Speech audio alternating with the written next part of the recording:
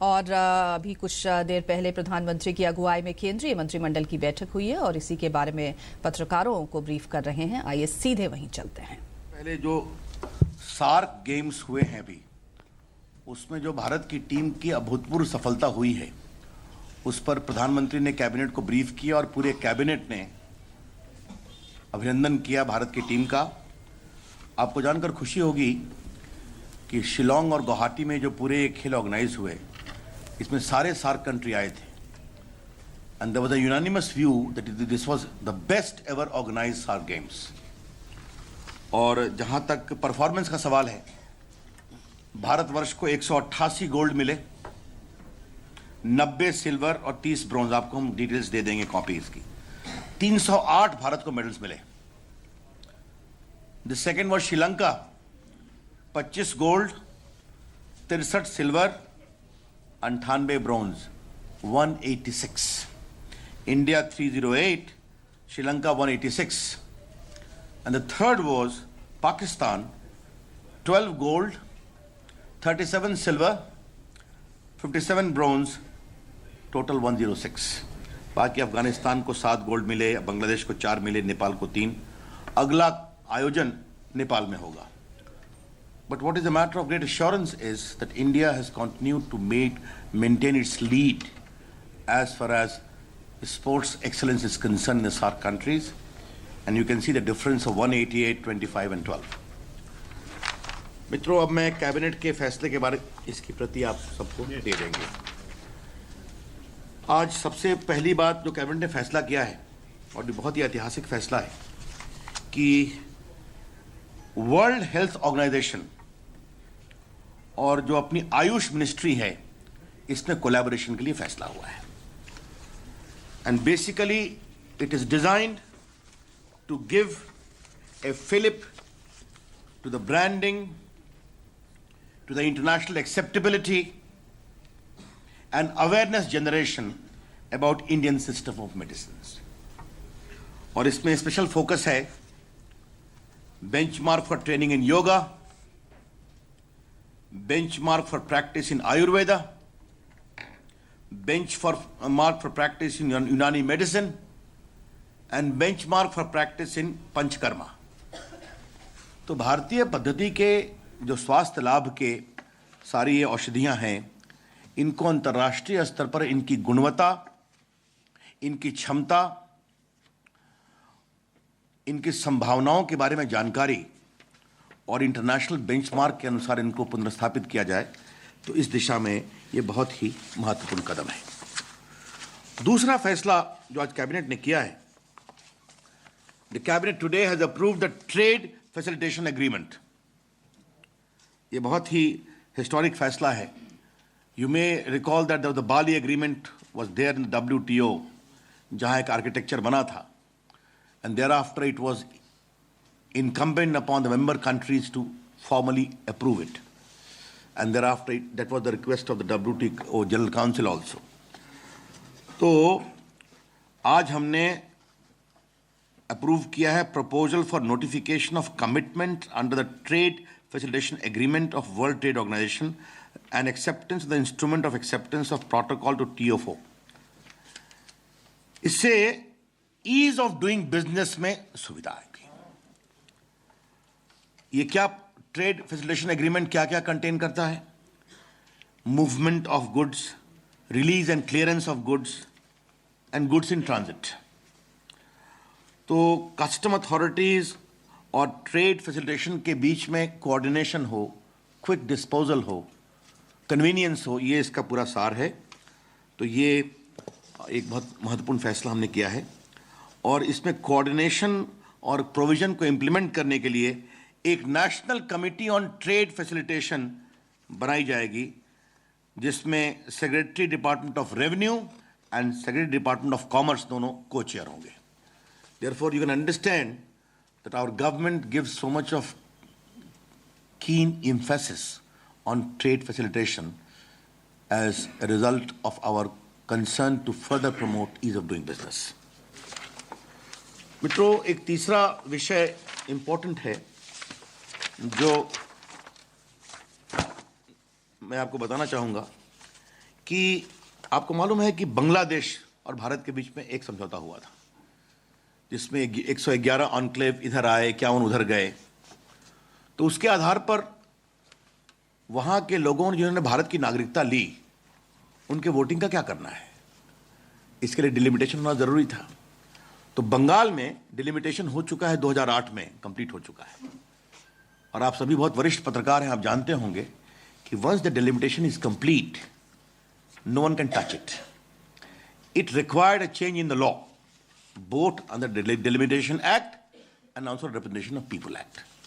तो उस कानून के बदलाव को आज कैबिनेट ने सहमति दे दी है, ताकि बांग्लादेश और भारत के बीच ऑनक्लेव के अदलाव बदलाव के कारण जो नागरिकों का आदान प्रदान हुआ है, उनके वोटिंग राइट और डेमोक्रेटिक राइट्स का सम्मान हो सके, इसके लिए fresh delimitation will be confined to that area. तो ये हमने एक निर्णय किया है। बाकी बहुत से हमने जो एग्रीमेंट थे करना है, ठीक है। उसके बाद बहुत सारे आपके मेमोरेंडम ऑफ अंडरस्टैंडिंग थे वेरियस कंट्रीज और भारत के बारे में, एग्रीकल्चर में रिसर्च को लेकर करके। उसके बाद एमओयू था science and technology with Republic of Brazil, MOU था सिंगापुर के साथ on the issue of town planning. तो इसको आज कैबिनेट ने अप्रूव कर दिया, जो पुराने एमओयूज थे। और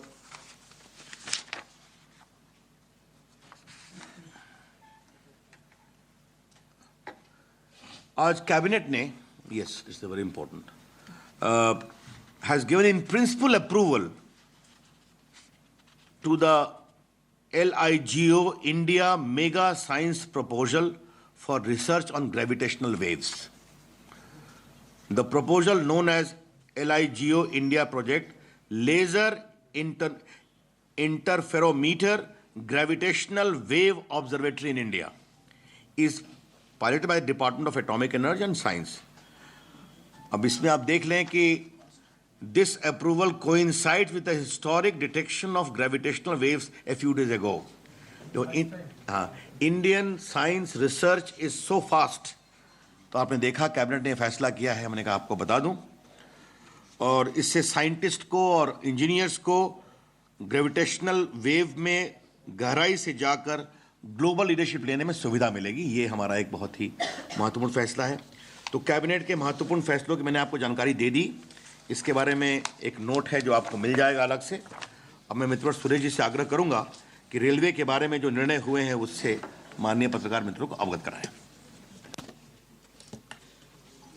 कि आज cabinet committee on economic affairs ने डबलिंग और थर्ड लाइन, जिस पे हमारी सबसे ज़्यादा प्राथमिकता है, क्योंकि वहाँ बहुत जल्द नतीजा भी निकल आता है, कॉस्ट भी कम होती है और लोगों को राहत भी ज़्यादा मिलती है और रेलवे को आमदनी भी बढ़ती है।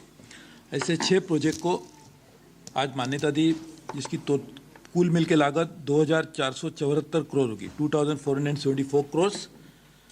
And this projects are in various states. One is in Hubli Chikjajur doubling project which is 190 kilometres, Wardha Sevagram to Balharshah third line project 132 kilometers, Ramna Singrauli project which is 160 kilometers, Rampur Dumra Tal Rajendra Paul 14 kilometers, additional bridge and doubling project, third line between Anupur and Katni which is 165.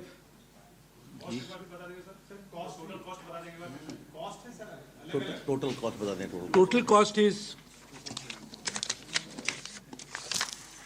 9,474 crores. 9,474 crores. And actually, this is, but if you take the final 6 projects together you can take it as the completion cost is 10,700 crores. 10,700 crores, the completion cost. No. And this is to be mainly to be financed from extra budgetary resources. So this is what we are going to do it. And these projects are largely in the coal area, so that this will also augment the resources of railways in terms of carrying more freight. Or this is what we approved today. Okay. Thank you, sir. We will take a few questions if you have any. मैं ऐसा मान के चलूं कि आपको आज के cabinet के हमारी उद्घोषणाओं के बारे में कोई सवाल नहीं पूछना है? हाँ, तो ठीक है। Yeah, fine, we will take that. Yeah, Madam. Which one? For the railway project. I think We will give you a detailed brief. a We'll detailed upload note has it already come. It is 10,000 crore plus. Okay. Which shall be met by extra budgetary resources. We have already But said. just explain on that bit, sir, extra budgetary resources, so how are we planning to do it? I mean, has the... I think we have got a very competent government and a very competent railway minister. We know how to raise extra budgetary resources. You like to add We've got a something? line, institution line already sanctioned to us. So we have to just. Atomic energy decision. Last week you were in Tamil Nadu, you have given a lot of promises to the people of Tamil Nadu. Whatever the project pending, which is pending with the railway, will be given top priority. But nothing has found it now. Today you announced that 10,700 crores doubling project. How many projects are pending in Tamil Nadu? Why these projects are not given any? No, you just wait for the next. We just announced in the cabinet decision. So you wait for the next budget. We already offered to the Chief Minister of Tamil Nadu that they should sign a joint venture with us. Tamil Nadu is one of the 17 states. If they sign joint venture with us very quickly, we can also undertake more projects. Yes.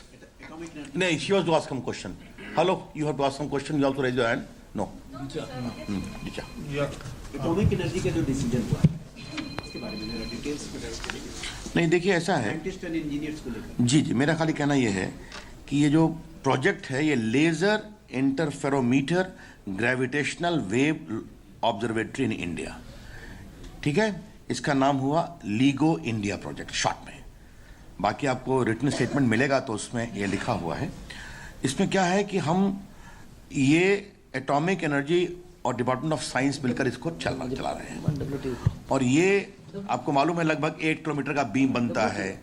A lot of engineers and scientists will get exploration to showcase India's benchmark in this field of research.